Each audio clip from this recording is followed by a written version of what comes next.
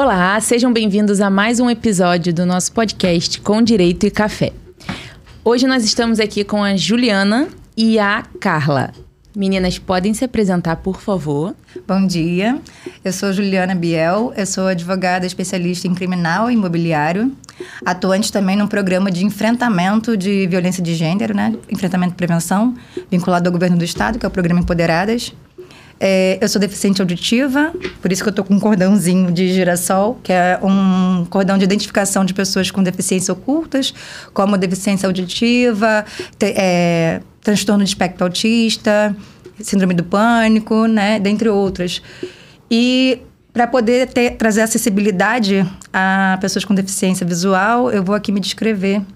Eu sou uma mulher preta, de 40 anos, possuo cabelos cacheados, tenho 1,70 m, estou vestindo uma roupa preta, uma blusa preta, uma calça preta e um blazer caramelo. Estou sentada ao lado direito da doutora Carla, à frente da doutora Mariana e de frente para uma mesa em forma de trapézio de madeira. Bom dia, me chamo Carla Pires Lins, sou advogada criminalista. Também sou advogada colaboradora do programa Empoderadas, vinculada ao governo do estado do Rio de Janeiro. E sou membro também da ANACRIM, que é a Associação Nacional dos Advogados Criminalistas. E acompanhando aqui a doutora Juliana, também vou me autodescrever. Eu sou uma mulher branca, estou vestindo de cabelos curtos, castanhos, estou vestindo uma blusa de manga comprida preta, com uns coraçõezinhos vermelhos e rosa. Estou à esquerda da doutora Juliana e à frente da doutora Mariana. Obrigada, meninas. Hoje a nossa conversa vai ser... A Ju se apresentou, falou que é advogada criminalista e imobiliária, e a doutora Carla, advogada criminalista. Então, nós hoje vamos trazer um bate-papo voltado para a área criminal, né? Mais especificamente, vamos falar sobre a violência contra a mulher, que é a área da atuação das meninas e do projeto também, né? Do Empoderadas. Sim. Meninas, eu queria que vocês começassem falando sobre o pilar mesmo, né, das leis que envolvem a violência doméstica. E aí eu queria que vocês apresentassem pra gente o que é considerado, que eu acho que às vezes ainda pairam muitas dúvidas, né? A Ju até um dia desses postou uma caixinha no Instagram, aí ela falou assim pra mim, pode colocar o que você... A violência que você... É muito difícil uma mulher não ter sofrido uma violência. Aí eu fui acessar na memória, porque às vezes a gente passa e não percebe que passa. Então, eu queria que vocês falassem um pouquinho sobre o que pode ser considerado violência contra a mulher. Perfeita pergunta, Mariana. Hoje em dia, ainda, né, as mulheres acreditam que violência de gênero é somente a violência física, né? A Lei Maria da Penha, no seu artigo 7º, ela traz 5 violências, né? Que é a violência moral, patrimonial, sexual, física e psicológica. Só que o seu caput fala, dentre outros tipos de violência, né? A violência física é aquela violência que agride a integridade física da mulher, né? Pode ser um soco, um pontapé, um puxão de cabelo, um empurrão, né? Até uma vermelhidão de um tapa.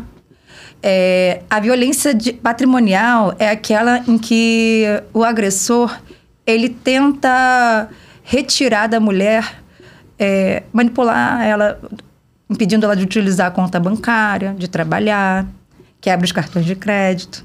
Isso acontece muito, né? A violência moral é quando ele tenta atingir a honra dela, seja honra subjetiva ou objetiva, né? Xingando, não vou aqui replicar os xingamentos, porque eu acho que, né, pode gerar gatilhos nas pessoas que estão ouvindo. E a violência psicológica é aquela em que ele tenta diminuir a mulher enquanto mulher. Você vai sair com essa saia? Não tá muito curta, não? Mulher minha não usa batom vermelho. E daí em diante, né? Tem também a violência sexual, que, infelizmente, o recordista da violência sexual é o estupro, porque mulheres entendam, não é só porque você é casada que não ocorra estupro, né? Se você não está com vontade de ter relações sexuais com seu marido e mesmo assim ele força, ele tem relações sexuais com você enquanto você está dormindo, isso é estupro. E, dependendo do caso, pode ser até estupro de vulnerável. Vamos supor, uma pessoa que toma um remédio para dormir, ela está apagada, isso pode ser considerado estupro de vulnerável. Só que a sociedade, ela avança, né? E a tecnologia também avançou. Então, existem outras formas de violência. Tem a violência institucional, que são as violências em que a mulher ela é violentada perante as instituições que deveriam protegê-las. Por exemplo, é uma mulher que vai a uma delegacia registrar a ocorrência de uma agressão do agressor, né, vítima de violência doméstica, e ela é revitimizada. A Lei Mariana Ferrer fala sobre isso, não é? Foi o caso de uma mulher que foi... Sim. No Poder Judiciário. Justamente no Poder Judiciário, né? Sim, exatamente. Ju, tem muito... Vocês que atuam na parte criminal, né? Fazem audiência, tribunal do júri.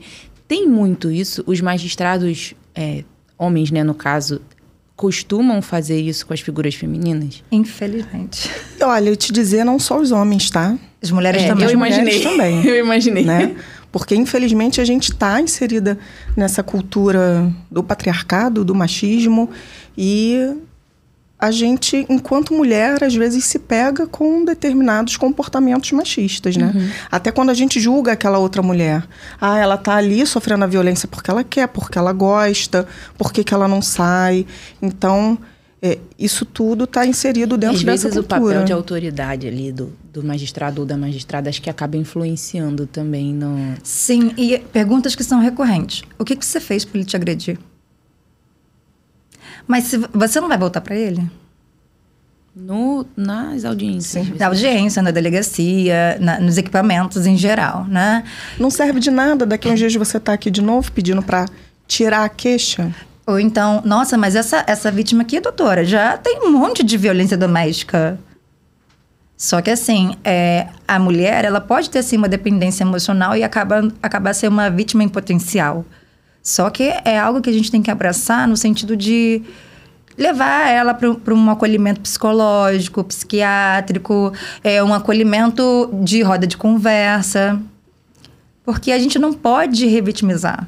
A gente tem que acolher da melhor forma possível, né? E quando ela é revitimizada, ela não perde o direito de procurar novamente as autoridades, por exemplo. Se ela for se eu for sofrer violência doméstica, fui revitimizada, eu posso ir à delegacia novamente. Sim, eu posso fazer a ocorrência novamente. Sim, só não pode fazer a mesma ocorrência dos mesmos fatos, porque aí pode até gerar uma imputação criminal contra essa mulher, né? Uhum. Nem fazer denúncia falsa, porque é denunciação caluniosa, né? Que é crime. Um outro tipo de violência também que eu não posso deixar de falar, que é muito comum atualmente, é a violência tecnológica. É o uso de inteligência artificial, vazamento de nudes, montagens, né, de nudes e jogar na internet. É a violação de dispositivos, de aplicativos da vítima. Eu ia isso.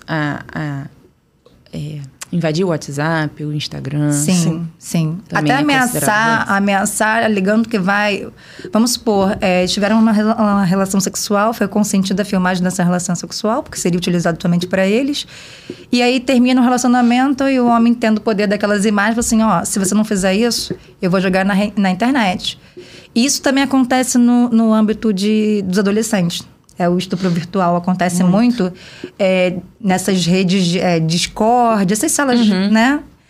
Em que adolescentes, né? Adolescentes fazem com a outra adolescente, seja da escola, de onde for. Olha, se você não praticar algum ato libidinoso aqui para todo mundo assistir, a gente elaborou aqui uma montagem de uma foto sua e a gente vai jogar na internet. Aí hoje nós temos o estupro virtual. Que também o estupro virtual está inserido em qual das leis de proteção? No Código Penal. No Código Penal. Da parte de crimes contra a dignidade sexual, né? Tá ótimo. Eu vou perguntar agora como que a gente faz para identificar os sinais de violência. A mulher sofreu a violência. Como que, se não foi visível, se não foi algo que deixou ela lesionada, né? Como que a gente pode identificar os sinais de violência e, às vezes, não só a física, por exemplo. Se a mulher estiver sofrendo sofrendo o abuso de forma emocional, de forma psicológica, de forma financeira, né? A Ju falou sobre não permitir o uso. Hoje em dia tá na moda aí a esposa troféu que estão fazendo propaganda, né? E aí se a mulher for limitada a usar X valor, se ela for proibida de usar o cartão de crédito. Como é que a gente pode perceber esses sinais, a gente que está fora do relacionamento, né? Eu acho que os sinais geralmente são percebidos com uma mudança do comportamento natural daquela mulher, né? Geralmente, ela fica um pouco mais introspectiva, ou ela se afasta da família, até porque a violência psicológica, de um modo geral, ela se baseia muito nisso, né? Do agressor querer afastar aquela vítima da família, dos amigos, para que justamente eles não percebam. Então começa, olha, sua amiga não presta, mulher minha não anda com a Juliana, porque a Juliana não presta. Então, e quem está ali no meio, né, do convívio daquela mulher e passa a ver esse tipo de comportamento, eu acho que também a mulher, de repente, ela passa a não se autocuidar, né? Até porque o homem diz, o esmalte não é bonito, né? E aí, de repente, ela já não se maqueia, já não cuida do cabelo, já não se veste da forma como se vestia. Então, para além das marcas, eventualmente, né, que são perceptíveis, e obviamente que a justificativa do cair da escada, eu acho que ninguém engole mais. Nem de bater de cara na porta, exatamente. Né? Então, eu acho que são esses sinais, sim, que a gente consegue perceber. Isso que a doutora Carla falou, do isolamento social que o agressor costuma fazer isso com a vítima, isso já está num grau já bem avançado, bem avançada violência, né? São coisas sutis. Você tem uma amiga que, nossa, adora um batomzão vermelho. Do nada, ela usa aquele rosinha sem graça. Nude. Só assim, amiga, o que foi? A gente tem que prestar atenção nos sinais. Às vezes, até que a mulher que está na relação, ela não percebe esses sinais. Porque eles são manipulados, simulados como proteção. Ele fala, eles protegendo. Exatamente. Eu acho que muita mulher, ela permanece naquele ambiente de violência por causa disso. Ela acha porque ela não percebe. Acha que é amor. E foi o que você disse no começo. Às vezes a gente só vai perceber que sofreu aquela violência tempos depois. Alguma coisa ali, né, te provoca um gatilho que você fala, caramba, mas eu passei por isso. Né? E ali a mulher está inserida, não usa o batom e ela se modifica. Eu tenho cabelo curto. E quantas vezes eu já ouvi por conta do meu cabelo curto. E aí, de repente, talvez se eu tivesse um companheiro que não gostasse de cabelo curto, falasse pra mim, não, mulher minha usa cabelo comprido. Ou então, você tá feio com esse cabelo curto. Sempre tive cabelo curto. Começo a namorar alguém. Não, eu quero cabelo comprido. Não, mas espera aí, Carla, você sempre usou curto? E mudou por quê? Então, esse tipo de comportamento da mulher, ele é bem nítido e acho que corresponde bem à questão da violência. Sim, e para a mulher que está dentro da relação, que é mais difícil para ela enxergar, né? Quem está de fora enxerga melhor. Ficar atento para os ciclos, né, da violência. Sim. Que começa com a fase da tensão, né? Começa aquelas discussões acaloradas, mas sempre com fundamento, da justificativa que está tentando proteger, que a sociedade é machista, né? É violenta e tal. Então, sempre começa aquela tensão, começa a briga de casal já mais acelerada, exacerbada, mais violenta, né? Aí tem o ciclo, a fase da explosão, né, doutora? Que o agressor já agride a vítima, seja fisicamente, verbalmente, né? E tem a fase da lua de mel, que volta o cão arrependido, né? Falando, não, meu amor, nunca mais vou fazer isso, foi um caso isolado, foi a bebida. Né? E quanto, assim, quanto que vocês percebem que isso é uma repetição, assim, regra, acontece pouco, as mulheres ele sempre volta querendo, se arrependendo, é realmente um ciclo? É um ciclo. O agressor todos os agressores têm esse tipo de comportamento? É um ciclo. Infelizmente, isso acontece. E aí as mulheres, por conta dessa dependência, muitas das vezes emocional, ou até financeira, né? Ela acredita que é um fato isolado. De fato, ele se arrependeu, ele me prometeu que não vai mais fazer isso, então eu vou acreditar nele. E o ciclo, ele vai acontecendo. Enquanto aquela mulher estiver submetida ali naquele ambiente de violência, ela vai estar submetida a esse ciclo da violência, sim. é uma coisa que a gente orienta sempre, é a terapia, né? É porque as pessoas ainda têm aquele preconceito de que quem vai ao psicólogo é só quem é maluco, precisa e tal. Não, o psicólogo é para ter autoconhecimento, para você ver o que serve para você e o que não serve. Aonde é seu espaço, aonde não é. Aonde você está exigindo migalhas é onde você está recebendo aquilo que você de fato merece. Então, assim, tem uma frase que eu sempre falo, sempre posto nas minhas redes sociais, que é notório isso no Poder Judiciário, infelizmente, é que um homem, quando estupra, a culpa é da bebida. A mulher, quando é estuprada, a culpa é porque ela estava bêbada. Então, assim, a mulher é sempre analisada de forma pejorativa. O homem não. Tem sempre alguém passando a mão na cabeça dele. Né? Sim. E aí, quando essas mulheres identificam que elas estão sofrendo abuso, qual é o primeiro passo? Bom, o primeiro passo que a gente sempre diz é denunciar. Sim. Né? Só que depende daquela mulher estar num ambiente em que possibilite que ela faça essa denúncia de maneira segura. Né? Até no programa, né, quando a gente vai fazer o atendimento daquela assistida, a gente toma muito cuidado de saber se ela está num ambiente seguro para que a gente possa conversar, né, e para que a gente possa dar as orientações. Mas é importante a gente saber quais são os mecanismos que viabilizam essa denúncia por parte da mulher. Como a Juliana falou no começo, a gente tem a questão da violência institucional. Então, denuncie, mas não vá sozinha na delegacia. Exatamente. Né? Porque, infelizmente, as delegacias e as DEANs ainda são ambientes muito hostis. As delegacias especializadas sim, também. Sim, o que acontece? A lei fala que, quando criou as DEANs, que seria preferencialmente... teria preferencialmente mulheres, né? Como inspetoras, delegados.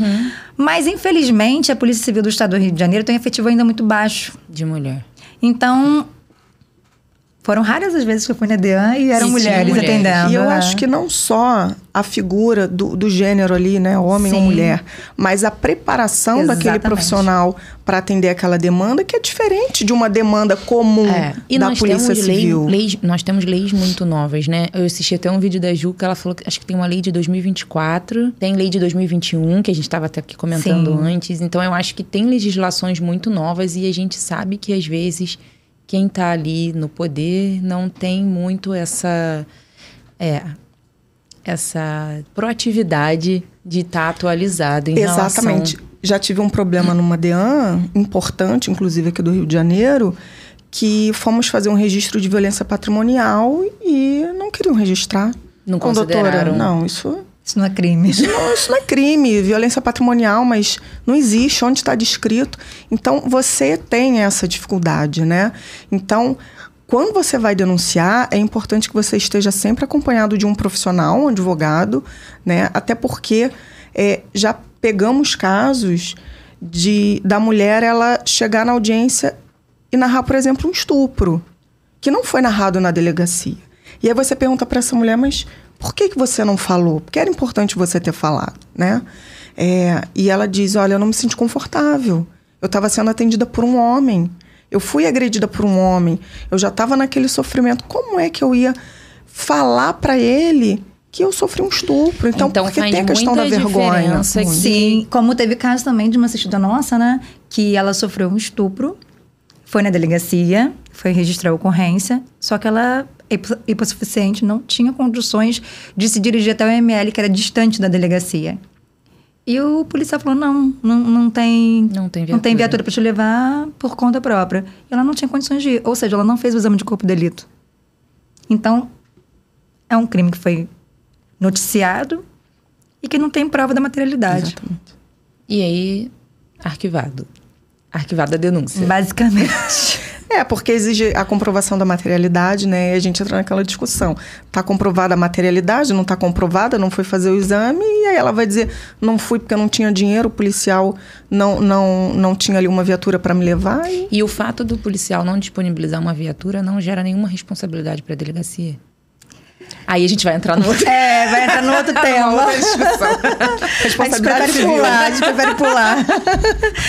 É porque, infelizmente, muitas vítimas são hipossuficientes, não têm a renda baixíssima e realmente não tem como prover essa locomoção, entende?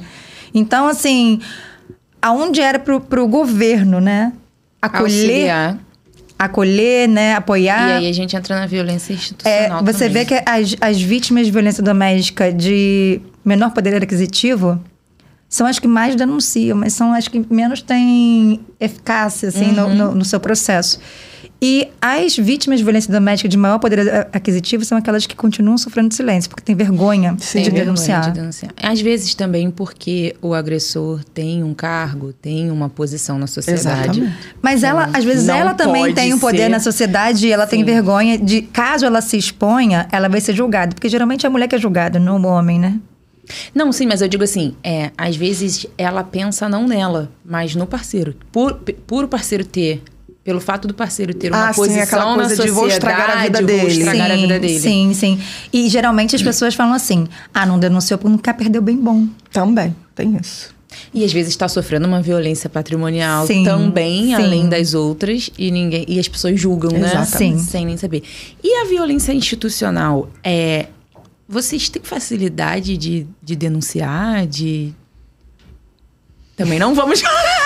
A gente tá entrando em temas polêmicos. Eu acho que a gente prefere pular. Em outra oportunidade, a gente fala passa sobre... repassa, a gente passa. Tá, então vamos lá, vamos passar essa. A gente já falou aqui um pouquinho.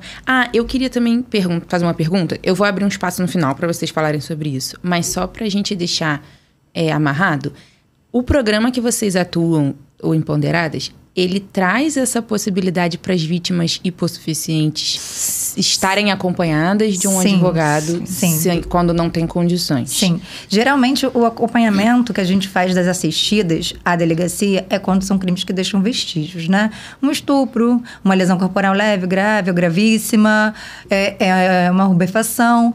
Agora, os crimes que não possuem vestígio, né? Geralmente a gente faz um registro de ocorrência online, a gente sempre pede às assistidas, façam prova, sempre façam prova do crime. Eu sei que às vezes é difícil. Eu ia perguntar isso também. A violência patrimonial, a financeira, é difícil de ir pra frente também, né? Porque por conta dessa ausência da dificuldade de provar. Sim, depende da forma como ocorreu o crime. Vamos supor, quebrou os cartões de crédito da mulher, no nome dela, tira foto, joga fora. Quebrou o computador, o telefone. Exatamente. Mas eu acho que eu entendi a sua pergunta. Às vezes a violência patrimonial é no sentido de... impedir de trabalhar. Não, impedir de trabalhar ou até reter aquele ganho que a mulher tem. Sim. Né? Manipular. Exatamente. Sabe?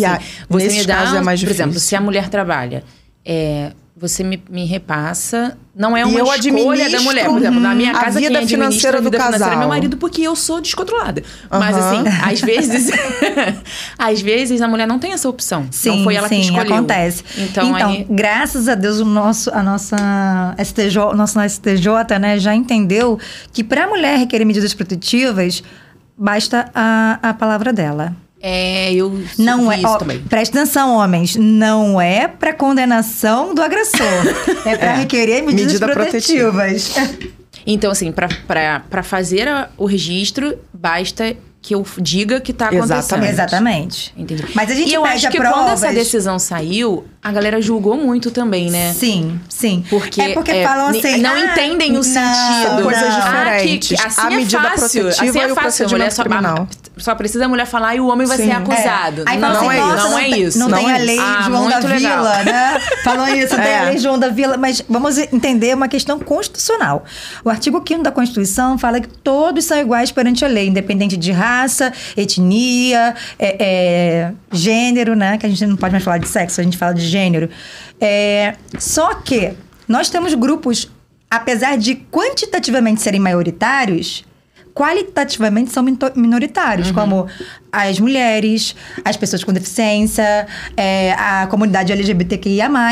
Então, assim, tem a necessidade de políticas públicas para transformar essa igualdade, materialmente falando, equitativa. Então, assim, você não... Quantas mulheres você vê agredindo o marido? Pouquíssimas. Quantos Até homens... por questões físicas, né? Sim. É mais Também. difícil. Mas quantas mulheres você vê sendo agredidas diariamente? Às vezes nem pelo marido, às vezes pelo irmão. Porque entenda que violência doméstica é isso. Exatamente. Pode não ser... é só o marido. Não é só o companheiro. O sujeito E se for ativo... outra mulher? Se for a mãe? Também. O sujeito ativo do crime não tem um gênero específico. Pode ser qualquer pessoa, né? Que tem ali uma relação doméstica, familiar. Mas... E pode ser parente. Não precisa necessariamente ser um relacionamento. Coabitar, entendeu? Entendi. Ah, então se eu moro em casas diferentes, não preciso morar junto. Não. Agora, a vítima necessariamente tem que ser do gênero feminino. Aí a gente tem que entrar na diferença entre sexo, identidade de gênero, e opção sexual. Porque a violência doméstica envolve tudo isso. Então, assim, sexo é aquele... o gênero, na verdade, que você nasce. O sexo é o órgão genital que você nasce. Né? É isso que vai definir o seu sexo. Seu gênero é aquilo que você se identifica. Né? Eu me identifico... Eu sou mulher, né? Nasci mulher. Me identifico como mulher hétero, cis, né? Então, assim, a gente tem que verificar. Ah, que absurdo esse negócio de transexual. Não é absurdo, isso é uma condição psíquica. Né? A pessoa... Então, a lei protege o gênero. Protege se for uma mulher trans, também o é gênero, exatamente. E lembrando que a opção sexual nada tem a ver com a opção, com a identidade de gênero, né? A opção sexual é aquilo que a pessoa se identifica para relacionamentos, né? Vamos supor, pode ser uma mulher trans, ou seja, nasceu homem, mas se identifica como mulher, mas que tenha vontade de se relacionar com uma mulher. Então, pode ser uma mulher trans... lésbica, exatamente, entendeu? Então, não tem essas questões. A Lei Maria da Penha, ela ampara qualquer mulher como gênero. Então, pode ser a mulher que nasceu mulher, a mulher transgênera, né? Só que ela não ampara o homem trans. Nasceu mulher, mas se identifica como homem... Não é amparado pela Lei Maria da Penha. Não. É o gênero, né? É o gênero feminino. Isso. É importante falar sobre isso, né? Porque, às vezes, a pessoa acha que está amparada pela lei e não está. Sim. Ou acha que não está e está, né? Sim. E é bom a gente fazer essa diferenciação. E aí, aproveitando o gancho que vocês estão falando sobre coabitar, sobre, né, a violência doméstica...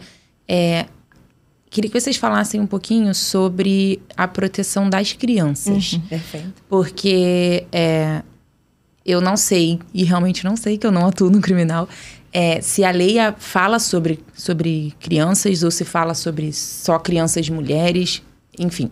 Queria que vocês falassem um pouquinho sobre as crianças, porque eu acho importante, a Ju falou que a gente está no Maio Laranja, e... eu conversei com a Ju também um tempo atrás sobre a deficiência que a gente tem nos conselhos tutelares.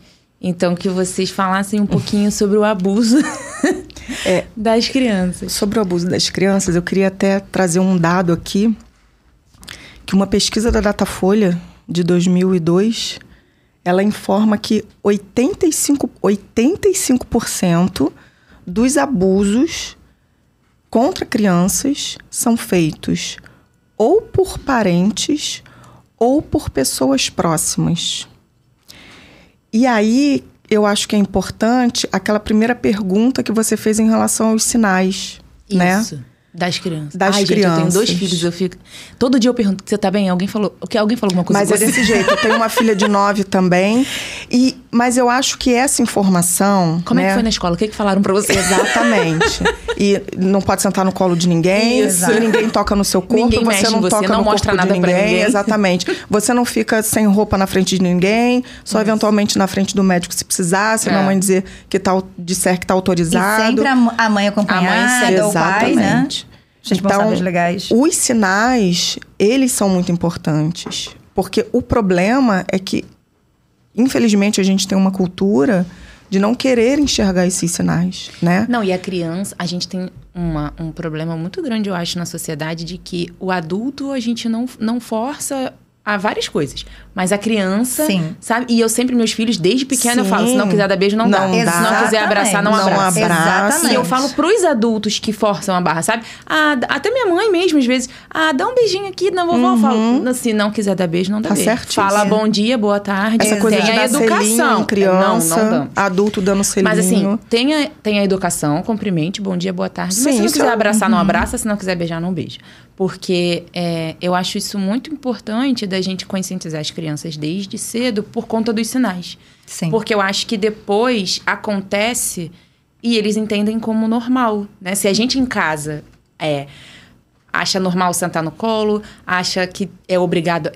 mostra pra criança que ele é obrigado a beijar, que ele é obrigado a abraçar. Quando acontece alguma coisa do lado de fora, essa criança entende que não tem nada de errado e não vai falar. E até porque, geralmente, aquele agressor é uma pessoa que a criança tem a confiança, né? Então, ela tá ali acreditando, não, tudo bem o tio fazer isso, é meu tio, né? E a gente... a informação é o que liberta. Sim. Seja para mulher, seja para criança, seja para adolescente. É muito cômodo a gente olhar para uma adolescente e, de repente, falar assim, a Maria tá rebelde. E você não querer enxergar o que está por trás Exatamente. daquela rebeldia, que não é uma Conversar sempre com as rebeldia. crianças, Então, né? acho que a informação de trazer sempre, né, as crianças menores, de repente, uma leitura, né? Porque talvez a gente tenha uma dificuldade aí de falar até sobre sexo. E eu acho que, de repente, aí numa Dependendo da idade, nem até é um 6 anos não é o momento. momento, mas você já tem hoje literaturas que se preocupam com essa questão da violência contra a criança. E maior, eu acho que conversar abertamente, sim, e falar o que é certo, o que é errado. Sim. E o que é violência. E uma coisa né? que eu acho importante também, que eu sempre falo para as minhas amigas que têm filhos pequenos, né? Não importa menino ou menina. Começou a namorar, não leva para dentro de casa. Você tem que entender que você tem um filho pequeno dentro de casa. E você nunca conhece Não a pessoa que está sabe namorando, quem. né? Eu Exatamente. namorei 4 anos e me conheci no final.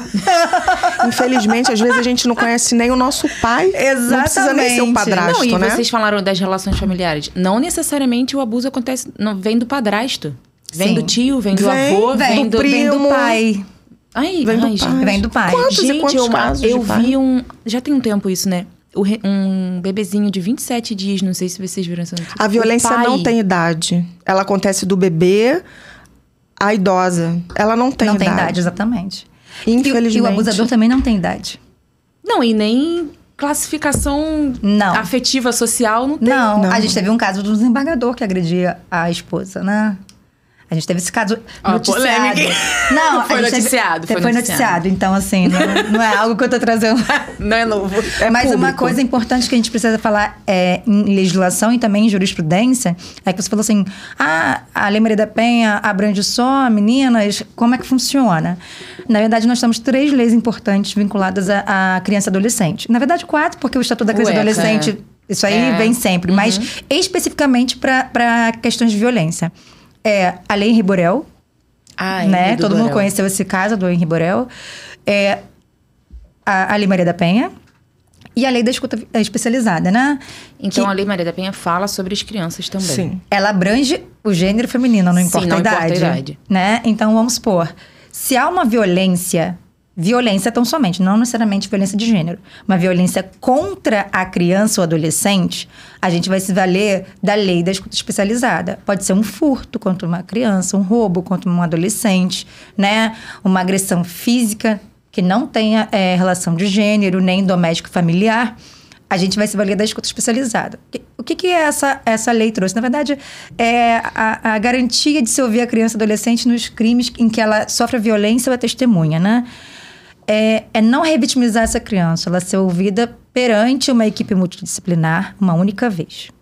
Somente sendo ouvida novamente, caso haja necessidade, caso haja alguma deficiência nessa primeira oitiva, né? Então, principalmente para crianças que foram vítimas ou foram vítimas ou testemunhas de violência, principalmente de abuso sexual, a partir de 7 anos para baixo, essa escuta tem que ser extremamente bem feita. Extremamente bem feita.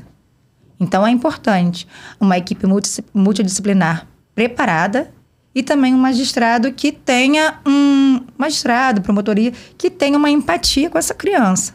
né? Eu sei que eles têm que ser técnicos nas perguntas, mas que tenham empatia, porque é uma criança que a gente está lidando, mínimo de tato, né? também com criança, né? Sim. Não vai falar como um adulto. Até porque às vezes a mulher adulta tem dificuldade. Muita dificuldade, de falar. Né? Eu acho muito importante essa lei, porque geralmente a violência doméstica contra a mulher, ela é presenciada pelos filhos, né? É uma violência que é praticada contra a mulher, mas ela é estendida aos filhos. Então, o fato da criança assistir a violência do agressor, ela deve mãe, ser escutada dessa forma especializada. Ela também é vítima de agressão psicológica. Não, não é vítima, ela é testemunha. Testemunha, entendeu? Sim. Entendi. E tem a questão da lei Riborel. Ela veio para proteger os meninos na violência doméstica. Não tem gênero vinculado, né? É a violência doméstica familiar. Foi o caso, infelizmente, aí do Dr. Jairinho e a mãe do Henri Borel, que cometeram lesões. Na verdade, a mãe não cometeu lesões, mas ela foi... Ela compactuou, foi omissa, né? E ela é garantidora. Então, que levou, infelizmente, à morte de uma criança, né? Uma criança de tenra idade. Então, assim, a lei Henri Borel vem para proteger os meninos no âmbito de violência doméstica e familiar. E a lei Henri Borel, ela tem, se eu não me engano, no artigo 30, agora não me recordo de cabeça o artigo, que fala que a Lei Maria da Penha se aplica naquilo que couber. Então, por exemplo, medidas protetivas de urgência são cabíveis. Já a Lei Maria da Penha, ela abrange a violência no âmbito do doméstico familiar de meninas. Só que, assim, tanto a vítima, menina quanto menino, esse processo, independentemente de ser coberto pela Lei Maria da Penha ou Lei Henri Borel, vai ser processado na vara especializada da infância e juventude. Caso não haja vara especializada, a menina vai para a violência doméstica. Só que a jurisprudência também estendeu aos meninos. A questão da violência doméstica. Por ser... É porque sempre procura a mais especializada possível. Em último caso, que vai para uma vara criminal. Aí, nesse caso, se não for...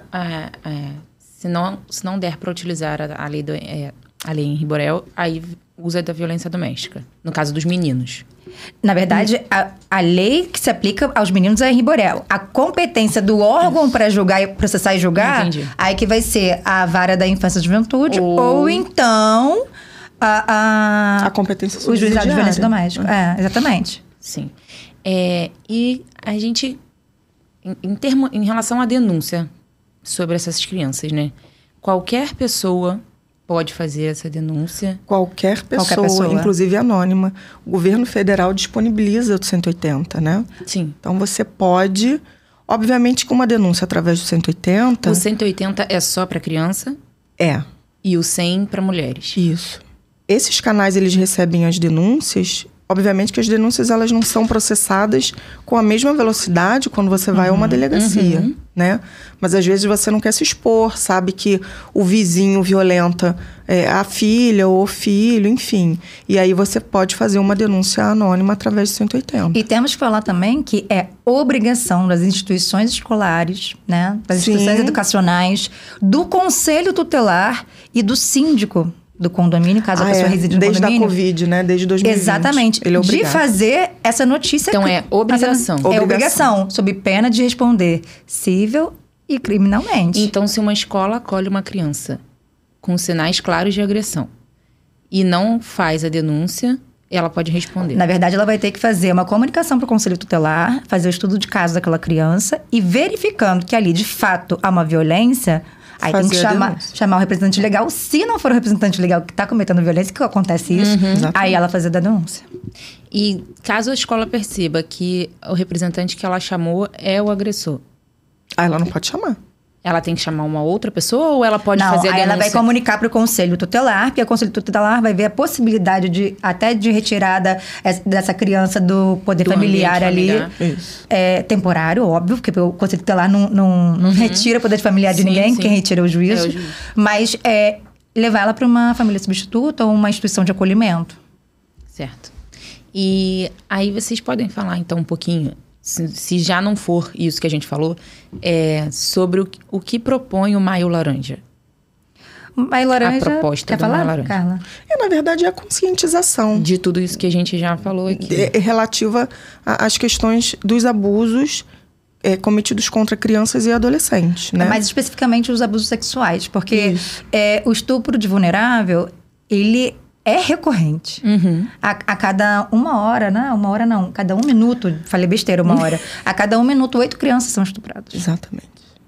8 crianças e adolescentes são estupradas, né? Porque a cada 1 minuto, 8 crianças? E olha, casos notificados, tá? Imagine os casos que não são. Exatamente. A gente tem subnotificação, obviamente. Sim, inclusive o Programa Empoderados faz roda de conversa, workshops em escolas, né? Escolas geralmente da rede pública, mas também faz particular. E algumas crianças chegam pra gente ao final falando assim: tia, posso falar com você? E aí, qual é o procedimento? A gente tem que ouvir, a gente leva para a direção do colégio, porque a gente não pode simplesmente pegar aquela criança e registrar a ocorrência, porque nós não somos representantes legais dela. Então, a gente informa a direção, verifica com a nossa assistente social de levar o caso também para o conselho tutelar. Mas só que tem crianças que falam assim: por favor, não leve para o conselho tutelar. Eu não quero de novo ser trocado de família. É muito triste. É muito triste. É muito triste. Então, tem crianças que já foram retiradas do ambiente familiar, passado para outro. Sim. E o abuso continua. E o abuso continua por outras pessoas. Meu Deus do céu. Infelizmente. E assim, eu já ouvi relatos que falam assim: Juliana, como é que você tem estômago para isso? Eu falo assim: eu tenho estômago porque eu justamente não quero que essas crianças sofram isso de novo. Eu não teria estômago se eu ouvisse tudo isso e ficasse calada. E então o procedimento para comunicar, né, o abuso contra crianças é primeiro, se eu não for, tirando o caso da escola, né, eu tenho que ligar para o 180 ou para o conselho tutelar. Pode ir direto numa delegacia especializada também de crimes contra criança e adolescente. Exatamente. E aqui no Rio a gente tem? Se eu não me engano, aqui no centro do Niterói tem. Em cima da 76. Porque na 76 tem a especializada da criança e adolescente e tem a DEAN também.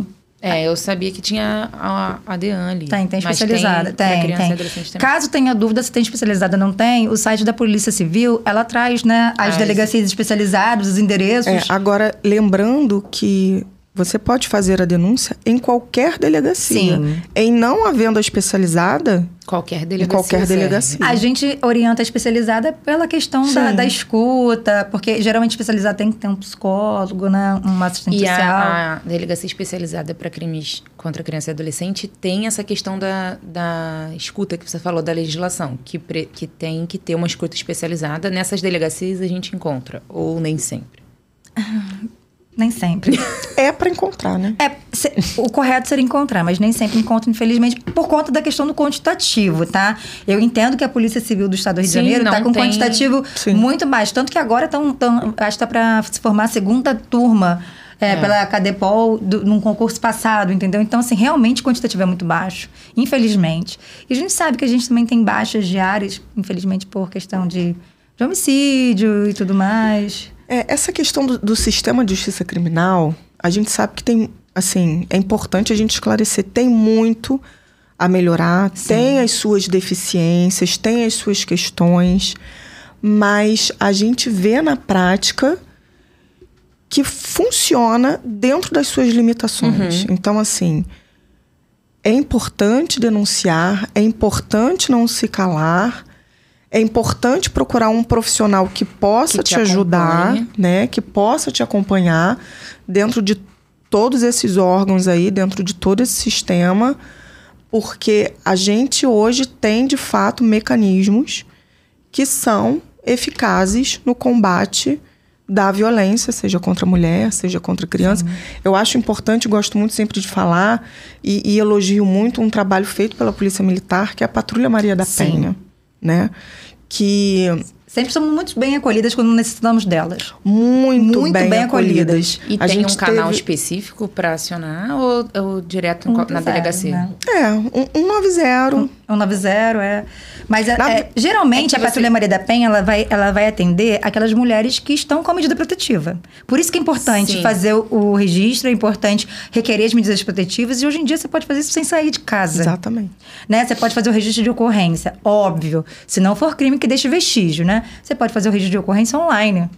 né? Você pode requerer as medidas protetivas de forma online, pelo Maria da Penha Virtual, no site do TJ. A gente já tinha começado aqui quando vocês comentaram que agora a gente pode ligar para... a gente estava falando da lei do sinal vermelho, né? E eu acho que a gente pode falar um pouquinho disso também. Existem sinais, a lei do sinal vermelho fala sobre os sinais que a gente... Na verdade, a lei do sinal vermelho fala sobre o sinal vermelho, que é aquele X vermelho na mão. Mas hoje em dia nós temos esse sinal de socorro, né? Nós temos... você pode ligar para o 190, para a polícia militar, falar, quero pedir uma pizza. Eles vão entender que você está sofrendo uma violência, ou iminência de sofrer aquela violência. Hoje nós temos bares e restaurantes que possuem seu cardápio, drinks, que quando a mulher pede, eles sabem que você está numa situação de violência e eles vão dar um jeito de te tirar daquela situação de violência. E tem algum mecanismo no iFood também, não tem? Do iFood eu não tenho conhecimento.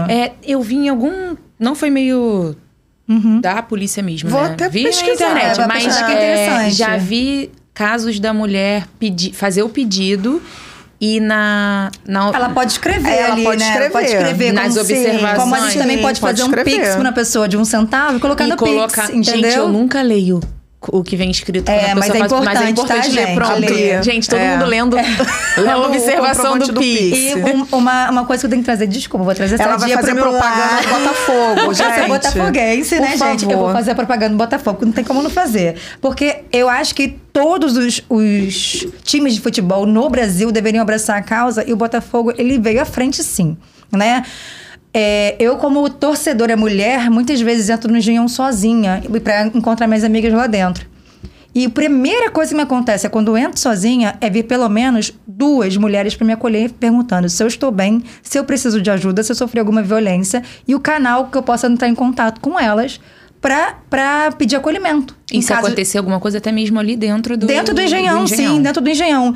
E dentro do banheiro feminino tem também o canal para você se conectar a elas. Então, assim, times de futebol do Brasil, vamos fazer campanha sim dentro dos seus estádios, porque infelizmente ocorrem muitos casos de violência. Como teve um caso infeliz de um torcedor do Palmeiras, se eu não me engano, que mostrou um membro para torcedoras do time adversário. Ele foi identificado e o Ministério Público já tomou as providências. Inclusive, o Ministério Público do Estado do Rio de Janeiro está dentro dos estádios, para verificar questões de racismo. Ministério Público, podemos também ver questões de violência de gênero, né? E eu vi também que a gente tem... Foi no seu vídeo também.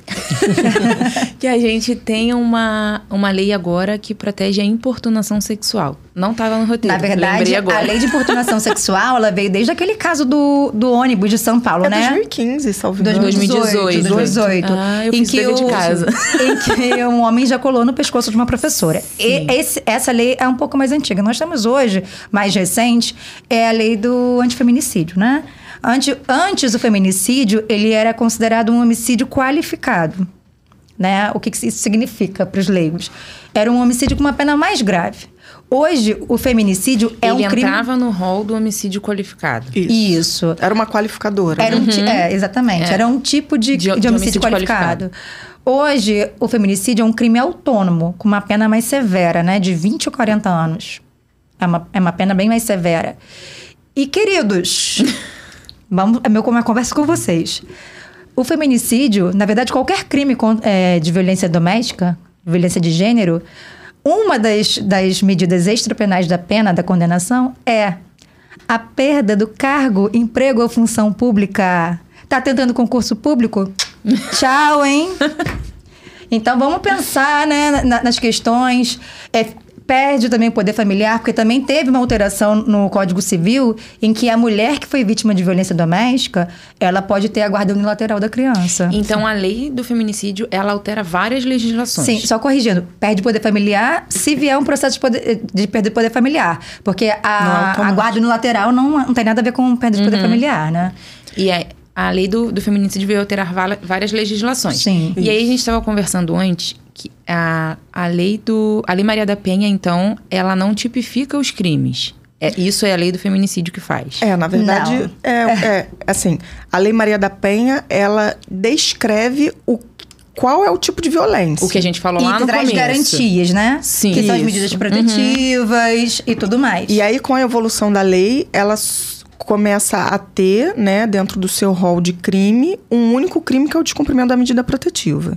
Que também teve um aumento de pena com a lei do antifeminicídio. E em relação à medida protetiva, né, falando da alteração de lei, a gente vai lembrando, acho importante dizer que agora, concedida a medida protetiva, pode ser determinado também o monitoramento eletrônico daquele agressor. Sim, é uma lei recente. Recente, então assim, antigamente... E já tive notícias de aplicação da lei aqui no Rio de Janeiro, Inclusive, eu vou abrir um parênteses aqui, perdão. A gente foi numa audiência de uma assistida nossa, que a soltura dele, do agressor, foi concedida as medidas protetivas com monitoramento. A gente chegou na audiência, ele não tinha colocado monitoramento. Ainda bem que a gente falou pra nossa assistida, fica num lugar seguro, sigiloso, que ninguém vai saber onde você tá. Uhum. E ela fez isso, porque ele foi onde ela morava. Olha, e tava sem monitoramento. Tava sem monitoramento. A primeira coisa, quando a gente chegou Que olhou... no corredor do fórum, tá sem a tornozeleira eletrônica. Vamos falar com a juíza. Falamos. Aí a gente vai voltar ao começo, né? Aí daí não interessa Daí mais. Mas só... Daí é outro tema. É outro tema, então, a gente volta outro também. dia. Essa alteração legislativa, ela possibilita, né, a concessão das medidas protetivas com monitoramento eletrônico e ainda o botão de pânico para a Sim. vítima, Ai, que né? legal. Ambos os dispositivos, eles são... Conectados um ao outro, conectados, né? Na verdade, a Secretaria de Administração Penitenciária que administra, né, E aí, esses como dispositivos. se eu Só pra- acionar, se eu acionar o botão do pânico, A central é avisada. A e central aí avisada a polícia vai na minha casa. Não. A polícia é avisada e ela vai ver, através do monitoramento, onde aquele agressor se encontra, para caso verifique ele de fato está descumprindo as medidas protetivas, ele ser preso. E a prisão é de 2 a 5 anos, queridos. Aumentou. É grave o crime É grave, de descumprimento. exatamente. gente, é grave. porque já foi feita uma determinação, né? E tá descumprindo. Então tem que ser grave porque mesmo. tinha muito aquela cultura, né? Eu vou ter medida protetiva pra quê se ele não cumpre? Exatamente. Né? Então, eu Porque acho... não tinha segurança E nenhuma, é né? importante falar que a maioria dos feminicídios são de mulheres que estão descobertas. Já denunciaram. Não, que estão Não. descobertas pelas medidas protetivas. Ah, mas doutora, já vi mulher que tinha medida protetiva e morreu. Acontece. Mas disparado são as mulheres que estão sem medidas Estão sem. protetivas. E as mortes são, não sei se necessariamente, ou se grande parte, vem do agressor.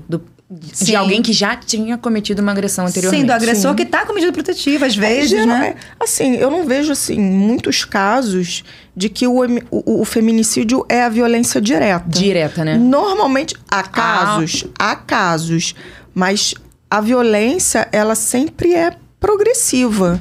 E hoje né? é importante falar do feminicídio, reflexo indireto, né?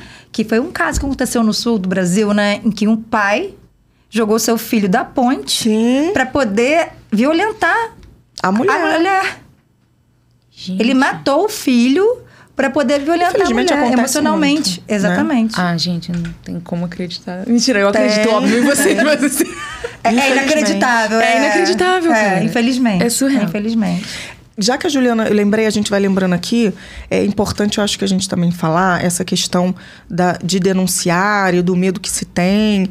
A gente teve uma decisão recente agora do STJ, no sentido de que essas ameaças, né, que o agressor faz contra a vítima... Para ela não denunciar, né? Para não denunciar, isso possibilita o aumento da pena base. Né? Então, isso acontece também muito com criança. Sim. Né? então não parece, denuncia. mas o bicho tá pegando. Sim, A gente tá... sim. Por isso que a gente também tem que refletir aquele projeto de lei em que quer criminalizar a mulher. A questão do aborto em caso de estupro, né? Pensem, a maioria dos estupros são de vulneráveis. Geralmente, crianças. Crianças é de 0 a 12 anos incompletos. Essas crianças não têm noção do que é. Eu não posso reproduzir os relatos que eu já ouvi, porque fere o código de ética e tudo mais. Mas, assim, a criança não entende o que é aquilo. Ela entende a dor, mas ela não entende O que aconteceu. o quão inapropriado aquilo é. E, geralmente, essas crianças não falam justamente porque o agressor fica... Se falar pra sua mãe, se falar pro seu pai, eu vou matar eles. Ela não fala que vai matar a criança. Fala que vai matar Sim. os pais. Geralmente é assim. E aí, quando se descobre que essa criança foi violentada, ela já tá com a gravidez avançada.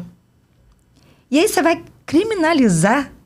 Não, e uma criança, né? Eu vi uma decisão agora que a juíza foi punida, uma juíza Sim, que ela não concedeu permitiu o aborto. de uma adolescente, na verdade. Acho que a menina tinha 13 anos. 12 anos. É muito complicado, porque a criança não sabe nem o que tá acontecendo. E assim, a gente tem que entender também que uma criança gerar uma outra criança é perigoso para ela, porque às vezes ela não tá nem completamente formada, dependendo da idade. Uhum. Não, acho que não só a questão física, né? Mas a questão psicológica Porque da fala criança. assim, porque a mulher menstrua com tal idade. Não, gente, eu menstruei com 9 anos de idade. Então, assim... Eu também, cedo. Então, assim, muito cedo, né? Acho que a gente já... Eu ia trazer a questão da punição e das punições e de como obter apoio. Mas a gente já falou bastante aqui. A Ju falou bastante das punições, falamos do Disque 100, do Disque 180. Então, eu queria que, para fechar, eu vou juntar os dois pontos, porque o nosso tempo está acabando. Sim. Que vocês falassem um pouquinho sobre o ambiente de trabalho, né? Como se proteger, tanto se eu for o contratante, quanto se eu for a contratada. E aí, para finalizar, para fechar, vocês já podem também falar um pouquinho sobre o projeto que vocês trabalham, convidar, né, para quem quiser. No ambiente de trabalho, a gente tem que ficar atento tanto ao assédio moral e ao assédio sexual. A diferença o assédio moral é do superior hierárquico para o inferior hierárquico. E o assédio sexual, ele pode ser feito de, digamos, colaterais, assim, na função, colegas de trabalho. E não é considerado uma violência doméstica familiar, porque não é um ambiente laboral. Mas nada impede de ser aplicadas medidas protetivas e o afastamento do agressor do trabalho. Sim. Tá? Uma coisa importante que a gente precisa falar também das medidas protetivas em relação a isso é que elas são aplicáveis às mulheres vítimas de violência doméstica, às mulheres nessa questão laboral, às pessoas hipossuficientes no sentido de... nas minorias, idosos, pessoas com deficiência. Hoje em dia, até o STJ já entendeu que cabe, sim, só as medidas protetivas, não a aplicação da Lei Maria da Penha. As medidas protetivas para a relação homoafetiva entre dois homens, né? Então, as medidas protetivas são cabíveis também para meninos, né? Que sofreram violência. Essa questão do ambiente de trabalho, acho que é importante trazer também o afastamento, né? A possibilidade do afastamento da mulher. Da mulher que sofre violência e ela pode ficar até 6 meses, né? Afastada do trabalho. Óbvio, 15 dias é o empregador que trabalha, a partir daí entra no INSS. E quando ela retorna, ela tem estabilidade como uma grávida. Ela não pode ser demitida, né? E em relação ao programa, assim, porque a gente tem pouco tempo, o programa é simplesmente maravilhoso, gente. Assim, eu já tive muita oportunidade de conhecer muitas histórias tristes, mas assim, que no final tiveram finais felizes, né? A gente conseguiu fazer a busca e apreensão de uma adolescente que estava sendo mantida, né? Na posse do agressor. Grávida do agressor. E assim... Não tem preço que pague esse trabalho, porque assim, você vê a mãe chorando, agradecendo que você se importou, que ela tinha batido na porta de várias instituições e não teve acolhimento. Apoio, né? A gente chora junto, né, Carla? A gente chora muito junto. Eu acho que, assim, é gratificante ajudar social. Outras mulheres. Vocês fazem esse trabalho social. Para mulheres que não têm... É um programa vinculado à Secretaria, né, de Desenvolvimento Social e Direitos Humanos do Governo do Estado. Sim. A nossa superintendente é a Érica Paz, né? Na verdade, o programa ele tem não só o jurídico, né, mas ele tem toda uma equipe multidisciplinar de assistentes sociais, de psicólogos e de advogadas. E para além das equipes, existem os polos físicos, porque todo o nosso atendimento ele é remoto. Tá? A gente recebe a demanda e atende aquela assistida de forma remota. Inclusive, o serviço da psicóloga também é remoto, né? E aí, a gente tem os polos físicos, onde são ministradas ali pelas professoras de tatame. Elas ensinam técnicas de desvencilhamento, né? De autodefesa, né? São ministrados cursos de capacitação. Então, tem equipe de beleza, tem panificação. A gente teve até um curso de cuidador de idosos. Tem de construção civil. Construção civil. Então, assim... Design de sobrancelha, para enfrentar, para prevenir e para dar subsídios para aquela mulher saia daquele cenário de violência, né? Se a gente uma rede de apoio, né? Deixar aqui os canais de acolhimento para vocês deixarem Toda mulher que necessitar pode entrar em contato com a gente pelo Instagram, @empoderadas.rj, pode mandar o direct. Ou então, o telefone da triagem, que você vai requerer, vai entrar em contato com a triagem falando o que você precisa. Enquanto a Ju está olhando o telefone, é importante frisar que para ser aluna dos polos, você não precisa ser você não precisa ser vítima de violência, né? A gente atende a demanda de qualquer mulher. Então, se você tem interesse em aprender as técnicas, em fazer um curso, exatamente, você pode se inscrever para ser aluna daquele polo. Sim. Ótimo. O telefone da triagem é 21 97 316 7488. Repetindo, DDD 21 97 316 7488. Pode entrar em contato, a gente funciona 24 horas por dia, 7 dias na semana, 365 dias ao ano. E aí eu vou pedir para vocês deixarem também o Instagram de vocês. Claro. Eu vou deixar o meu Instagram profissional, que é o @BritoBielADV, né? Vocês vão Fala encontrar... Fala como é que escreve o seu nome, Júlia. Ah, perdão, que eu esqueci. Esqueci. O Biel é BIHEL, tá? É @BritoBiel, BIHELADV. E o meu é Carla Pires com Z, Lins.adv. Bom, gente, esse foi mais um episódio do Com Direito e Café. E as meninas, a Ju e a Carla, também estarão com a gente no dia 31, às 9h30 da manhã, na cafeteria Cheirinho Bom, aqui no centro de Niterói, no evento do Leste Valley. Até a próxima!